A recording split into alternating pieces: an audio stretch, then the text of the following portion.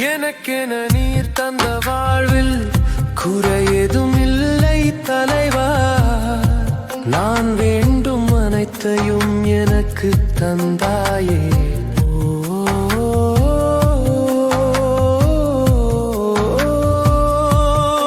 உறவும் நட்பும் எனக்கு தந்த வழிகளை அறிந்தாய் இறைவா. உன் பேரன்பால் என்னை மீண்டும் சேர்த்து கொண்டு